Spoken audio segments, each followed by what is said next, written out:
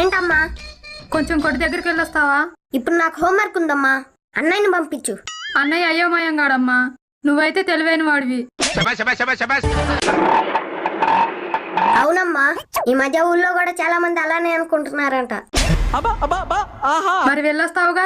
సరే, ఇంతకేం కావాలమ్మా? దోమల చక్రం నాన్న. దోమల చక్రమా? అవును చిన్ను, మనకి చిరకాల శత్రువులు ఎవరైనా ఉన్నారు అంటే అవి ఖచ్చితంగా దోమలే. నిజంగానా అమ్మా? అవును చిన్ను, వాటిని మనం ఏం అనకపోయినా అవి మాత్రం మనల్ని కుడుతూనే ఉంటాయి. తప్పు మనలో కూడా ఉందిలే అమ్మా. మనలో ఏముంది చిన్ను? ఫస్ట్ నుండే వాటికి కూడా ఒక మంచం వేసి దిండు దుప్పటిస్తే అవి కూడా నిద్రపోయేవిగా. ఆ పని ఎవరు చేయకనే అవి మనల్ని పగబట్టి మరీ కొడతాన్ని.